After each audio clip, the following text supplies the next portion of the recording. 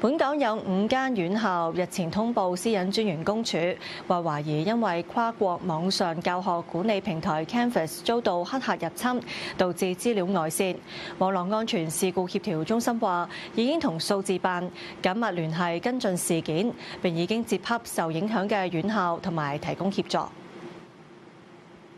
跨國網上教學管理平台 Canvas 日前懷疑遭黑客入侵。涉及嘅資料包括用戶名稱、電郵地址、學生編號同通訊信息等，或影響全球2億7500萬名嘅用戶。而本港亦都有5間教育學院就資料懷疑外泄向私隱專員公署通報，包括香港理工大學、香港建造學院、香港科技大學、香港演藝學院同香港教育城。網絡安全事故協調中心跟進有關事故，話正同數字辦保持緊密聯繫，並針對 Canvas 可能存在嘅釣魚網站，正利用人工智能工具進行主動掃描，期望盡量減低對香港用戶嘅影響。我哋一齊 work together 係睇下而家個情況係如何，按風險同埋實際需要做一啲方針，又做一啲應急一啲方案嘅。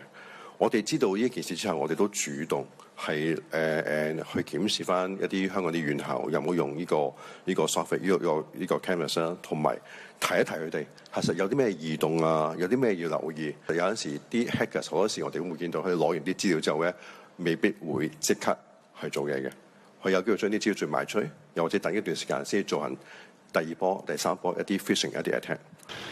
中心建議受影響嘅機構暫時停止使用有關平台，識別任何已經連接該平台嘅系統或者第三方整合服務，並將佢哋暫時分離。監察帳戶同系統係咪出現異常登入。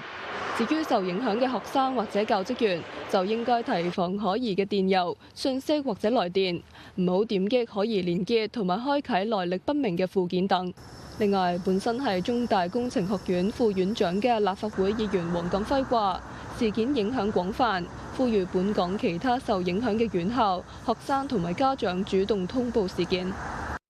因為嗰度咧好多係提供學校服務，包括去登分啊咁樣，考試嘅分數或者甚至乎可能有啲考試嘅資料啊咁樣。咁嗰啲咧，譬如考完試，咁考完試嘅時候有分數。咁唔見咗喎，第一時間咁點算咧？咁樣唔通重考過又好似唔實際咯咁樣嚇。咁呢啲都會對學校個運作可能會有少少影響啦